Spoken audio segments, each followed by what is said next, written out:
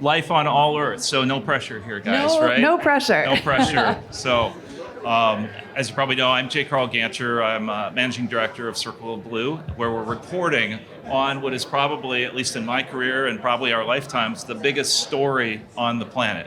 We are on the water planet, but only a tiny amount of that water is fresh water, which is what we need for life, for human life.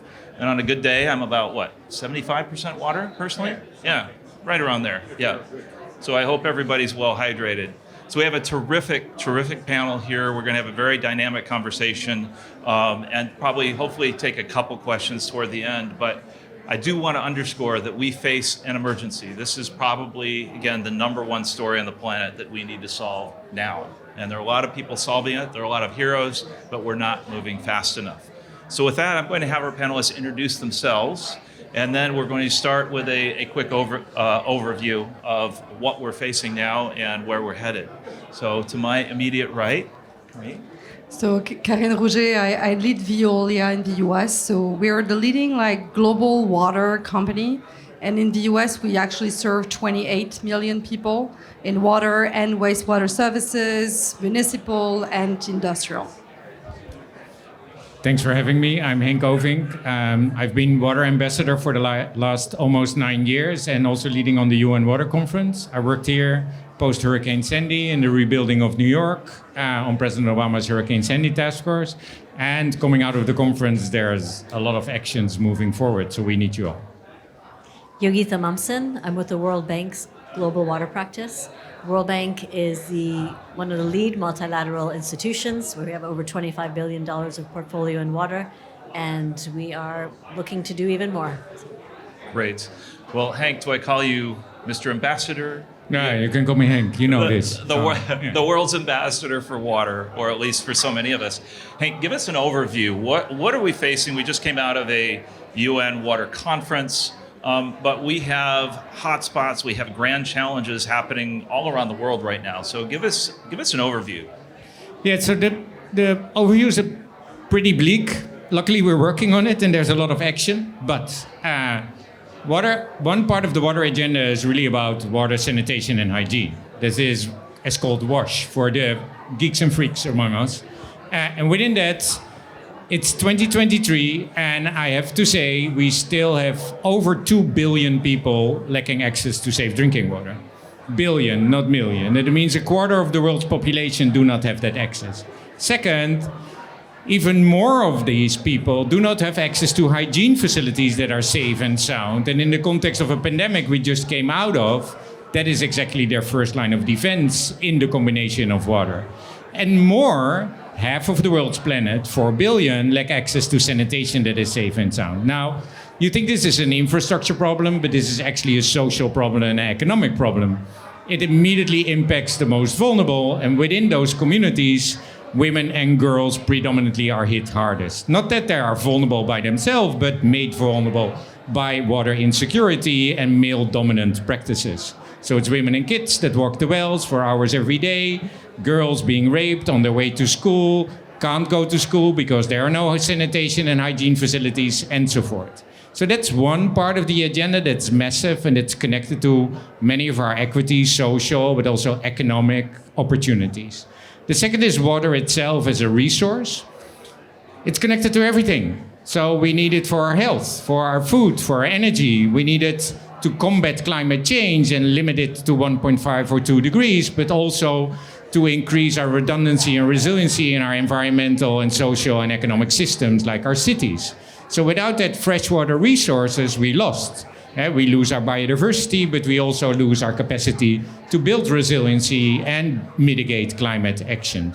Now that freshwater resource is going down the drain. Why? Because one, we use it like there is enough of it. Agriculture drinks up 70, 80, sometimes 90% of all the water that we have. Then we pollute it. We take it from the aquifer. It's the ground. In our ground, we have large water storage capacity.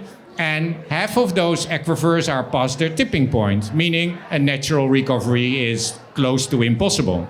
And then With water evaporation and on top of that climate change, we lose our glaciers and our poles. So the water that's stuck in ice, the fresh water that we would have in our ground, we're losing it and polluting it. And in our eyes, we're losing it. So there's no less H2O molecules, but there's less fresh water that is already limited. And that limitation undermines everything that we want to achieve on food security, on energy security, on health, on the environment, on our cities and our economies. So water is economy, and the economy is water. We don't perceive it because water itself is a human right. It's not a commodity. There's no price on water, perhaps on infrastructure, and that infrastructure is failing. So it's a compounding massive amount of risks. And then last, while we perceive water very individually, on a personal level, we need it for drinking our tea and coffee, for our food. We need it on a community level. We need it on our industries for that same food, but also for energy, for our productions. We need it in our river basin, so we try to manage this as governments with the private sector and then across borders. But now, because of bad land use management, because of deforestation and exacerbated by climate change, water escapes. And it escapes across continents, not countries. And that means that we have water deficits, let's say in the Amazon, pouring down on the Congo River basin. So water, beyond being a personal and local and national issue, it is more and more a global issue. And with that, we say water should be perceived as a global common good and also governed and managed on those many layers to ensure that we get water security for all. That was the reason for the UN Water Conference. Not a conference with a negotiation, so no Paris Agreement or a BBNJ or an Oceans Agreement, but a conference focusing on commitments. We have now over 800 actions that come from the World Bank and Veolia and the partnership between public and private partners, communities from across, that really drive water action. But it's not enough. We need to quadruple or sometimes even tenfold the actions that we have in our hands to ensure a water secure world for all. So we need you all. And I stop because I can talk about this forever. Thank you. Now we know why Hank is our ambassador for water and always will be. Yogita, so Hank brought up the economy. Water is probably the original circular economy, right? So tell us a little bit about why the economics of water, why are we failing? And then what's the World Bank doing to help change that course? I think Hank touched on a lot of these issues. So just to expand a little bit on some of them. Well, the pandemic showed us how critical water is for the economy. The pandemic showed us that, for one, all things stopped unless we could manage, wash our hands. This was basically one of the main mantra. The war in Ukraine showed us that food insecurity is real for everybody, particularly Africa. But it also showed how ultimately the important global linkages, when they're frayed, how they can lead to higher inflation because of a lot of supply chain shocks, and requiring some degree of self-sufficiency in certain cases. On food security would mean water security, would mean being able to irrigate. So the pandemic showed us the importance of water on a very individual household level. For one, the war in Ukraine showed us linkages on food security. And what we've been facing every day is different countries, different regions in different ways, are climate shocks. And climate shocks have a massive impact, potentially 6% annually on GDP, certain types of climate shocks. And what that shows, a big impact on climate. And actually back on irrigation, in a lot of our countries that the World Bank serves, agriculture is a key employer. And so there's a direct impact on jobs. So for the World Bank, for our client countries, livelihoods, food security, jobs, and then you could add on some of the other points Hank touched on, transboundary and the interlinkages, peace and security. So for the World Bank, the importance of water and the interlinkages across sectors and vertically, so both horizontally and vertically across sectors, but also the foundational elements of water and how that impacts different sectors, whether agriculture or industry, have become very clear. So the World Bank has now put water as one of the global priority programs. So we're working through the details of this and what that will mean, and it's not yet 100% official, but what's clear is the recognition of the importance of water on economies, on livelihoods. And so we're taking this really to another level. Great, thank you. So World Bank putting water as a top priority on the agenda. So you've watched this change from a corporate perspective. Why has water been holding back? And then how does Veolia, what role does Veolia play? And what role does kind of the infrastructure approach? Because we talk about natural infrastructure and built infrastructure. Yeah, it's absolutely fascinating to hear, because these stories, and we know that, have been out there forever. I mean, I joined the industry, 12 years ago, I think now. I feel like, we've been waiting. And the level of the energy that there was in that week in February was kind of like the materialization of there's a turning point, and yes, it's here. And when I kind of look back and I really feel it from a corporate perspective, and I'll get back to that in a second of like what that means. But unfortunately, I think one of the reasons is that when you say it's global, it is truly global, meaning that it touches countries like the US. And what I can tell you from a US perspective is what you described from an equity, scarcity, quality issue is happening in the US much more than anybody is aware. There's like thousands of communities in the US where the tap water is not safe to drink.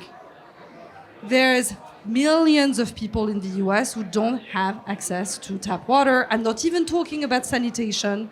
You would be like amazed about the level of waste that actually gets just discharged in the natural environment without any treatment in a country as developed as the US.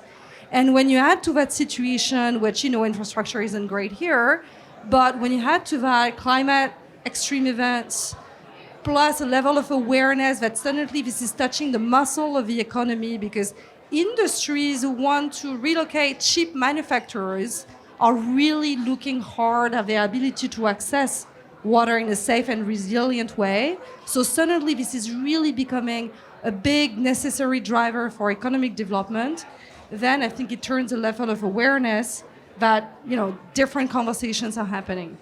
And what I can tell you is that, the water industry, if I look back at the private world, this has been a bit of a sleeping beauty for years. Water utilities have never really been as attractive. It's not exactly Google in terms of attractiveness, not exactly, just slightly below almost, But we're really changing a big, there's a huge change that I feel just because that level of awareness is pushing for different conversations. Innovation is not about technologies in our space. I mean, technologies have been there forever, they're proven. Not to say that there are few technology innovations, but that's not what's driving the different dialogue or the turning point that I was talking about. What's driving it is the level of engagement that we're sensing from the communities we're serving. And for me, one of the examples is around the change in paradigm around something like wastewater. It used to be just something that, best case scenario, you treat it so that you don't discharge something polluted. And if you're a mayor, you just hope that it doesn't stink too much. And that's completely changing is that, the drive to use that wastewater as a resource, treat it, discharge it back in the ground, just ensure that we are really resilient from a water access point of view, and driving something we call simply water reuse. That's been a game changer over the past year or two. I can tell you that Veolia globally, we recycle 1 billion cubic meter of water a year. And we took commitment, that's like 250 sites, 20 country-ish. We took commitment of tripling that over the next 10 years. And we're not doing that just on our own. We're doing that because industrial customers want to have a guarantee for water access. because municipalities wants to ensure that they can attract people in their communities and they're always going to have a reliable source of water. And when we do something like this, what happens is that we automatically increase the quality of the water we treat, and we have, because that's like more advanced type of treatments. And so all of these conversations were absolutely not happening just like 3 or 4 years ago. So between COVID plus droughts and awareness and all of that, we really saw that kind of big shift in paradigm, which is kind of honestly just waking up the Sleeping Beauty and attracting a whole bunch of very different people to the industry.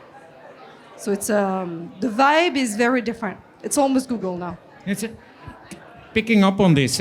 In my first introduction, and what you also say is that water is challenging. It's undermining the insecurity of it, the lack of quality or availability, or the too much. Libya is the last of them.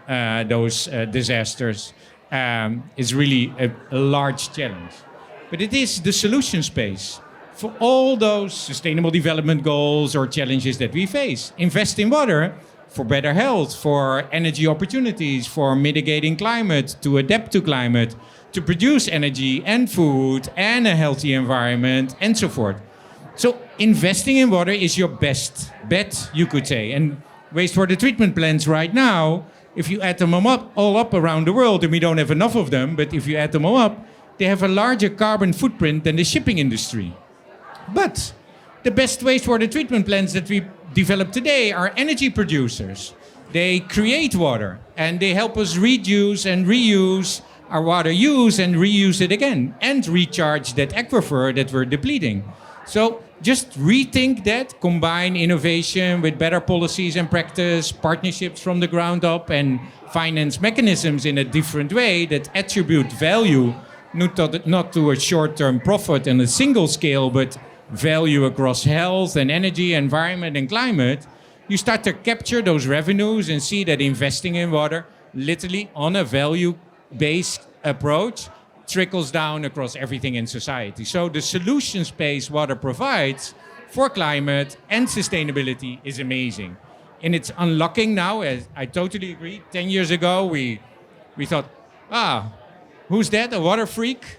You go sit there, you're a nerd and was not attractive. Look at a cabinet level. Around the world, water ministers are never or hardly ever part of the central cabinet. So when decisions are made on the economy, on health or on energy, it's without this water input. So I was part in prepping the Climate Adaptation Summit. We had this food discussion with all the ministers and investors from around the world. And after 6 hours debate, I said, you haven't mentioned the word water once for food security. And the whole room, 38 high-level officials looked at me and said, no, that's your problem. You solve it. So it's literally outsourced out of our schemes. Well, it's at the core and center. And if we put it at the core and center, it becomes this gem and the connector. It brings us together. It creates opportunity and drives innovations and solutions across. So I think with Veolia and the bank and the partnerships that we can create, there's many opportunities that we need to scale. Well, I caught what you did there when you said trickle down. Yeah. But we have to do this. We have to do the water puns. But yeah, briefly on empowering water ministers with the right narrative. We did a big project in China. I'm a journalist, and we did a big project in China. We showed that there wasn't enough water to continue mining and processing coal in Inner Mongolia at current rates. It used a lot of water. Mine coal, cool power plants. When we presented that to the water minister, we were concerned he might take an affront, right? No, he loved it because he said that Circle of Blue and the Wilson Center gave him agency. He'd been sitting at the children's table in the cabinet, and all of a sudden now he's able to say, infrastructure minister, you need to talk to me if you want to fill that canal. Energy minister, if you want to cool that power plant, you have to talk to me. So where are we headed on the economics of water? Because we talked about investing in water, but a lot of people have tried. Where are we heading on investing in water? Where's that money going? Where does it need to go? First, if I just touch on the point of the ministers. Yeah. Is this working? Yeah. Yeah. There we go. Okay. So to touch on the point of the ministers, that's a very critical point, and both the supply side and demand side way. We need to make sure our technical experts can speak, and this goes to your question also on where does the finance come from, where does the finance go. Our technical experts need to be able to speak finance. They need to be able to speak economics. So we have in the sector a lot of water engineers, and it's really the question of thinking more on the economics of it and finance. So that's one side, that's the supply side. On the demand side, what we found is finance ministers are very keen on improving efficiency of resources, of course. That's what they're looking for. And the water sector is often a key culprit. Water and agriculture with irrigation are key culprits of, let's say, there's space for fiscal responsibility. And so finance ministers are quite receptive. Nope. To this one out. We're going to try to get this a little louder here. There, but I think this might. Is that better? Yeah. Yes, try that. Excellent. I'll pick up from where I was. Yeah. Yeah. And so what we find is finance ministers are very receptive. Of course, they're looking at public financial management, and to be able to bring solutions which show improved efficiency. So it's about more money, but it's about better use of money. So very receptive to tools and approaches, and we have investment models which are much more about efficiency and accountability. And the finance ministers are very receptive to that. So the more we can help our water and water resources, agriculture, anyone using water, but particularly water ministers, talk that language and be able to demonstrate it's an efficient use of resources and not a fiscal drag on the economy, that there's more traction. There's more ability to bring the public finance, whether it's government or donor, which can leverage private finance. So what we're very much, we work with our clients, which are the governments, and offering tools such as we have something called the development policy loans, which are very much about institutional reform, for example, putting in key laws, regulations, backed up by technical assistance, backed up by support, and demonstrating the improvement in the sector, which then brings in financing to the country as a whole. Finance ministers appreciate and like that. And it's a good way of transferring the resources and bringing in accountability. We also have programs for results, which are very much about you deliver X and you get Y. Again, the finance ministries, the different stakeholders love that. It's accountability.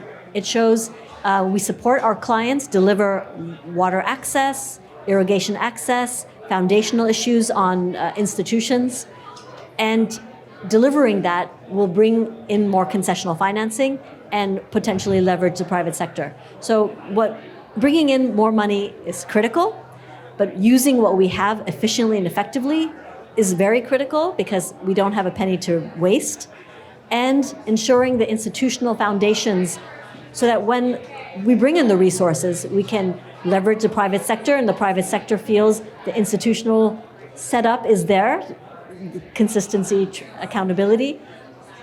So that's sort of the angle that we're coming in from.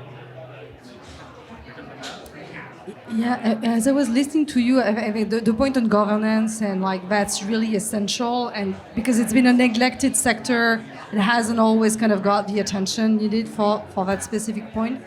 But I also want to when I was listening to you around the role of the private sector, there's something which is interesting in the water space is we're dealing with a common good. You said it, right? So there's a natural mistrust around putting, in the hands of the private sector, which operates for profit, a common good. And that's been the cause of a lot of kind of opposition that we've gotten in certain countries and all of that in the past, 20 years, 30 years, etc. And I think that's a very important point because that's driving for us a very clear thing that we do have to earn our license to operate. And I can tell, I know everybody says that we're a purpose-driven company and, all of that. But what I can tell you is that if we're not authentic in the way we measure our performance, meaning that financial profits are one thing equally to the impact on their environment and our social impact. If we're not authentic in that for our clients, for our employees first, our license to operate disappears, because the trust that we need to build by being transparent on the profit we earn, how we use that, like the way we redistribute it in the community, making sure that when we take decisions, we're not driving costs down, but we're really driving like long-term sustainability of the assets we operate. If we don't do that, we disappear. And I think that level of awareness, which obviously is really driving in a lot of private companies, is really important for us, because that's directly linked to our ability to continue the relationships we have in the customers we serve, and even more with future businesses. So I think connecting that to the theme of the conference and purpose, it's very linked to the way we have to change, and we've had to change deeply our corporate practices. Can I add something to that? Yep. Yeah. So, very good point, and very much agree. And ultimately, whether private or public, it's taxes, transfers, tariffs. It has to come out of somewhere. And so, therefore, people are looking for the accountability when it's a private sector. And we found that sometimes an incremental approach can work quite well. So, bringing in private innovation, private sector innovation, for example, in the form of, and this links to climate, non-revenue water performance-based contracts. So you have performance-based contracts that meaning that clear markers of what the private sector has to perform, and non-revenue water, which is mitigation, climate mitigation. This can be a great way to increase the confidence and show results, and can lead to next steps. That's great. We have just a couple minutes left, so I want to ask each of you. So we're at 2030, right? What was the biggest impediment that we overcame to at least solve or at least put ourselves back on track in the water space? Awareness, I think. Awareness. Public awareness, citizen awareness. I can live with that as a journalist. Great. Hank?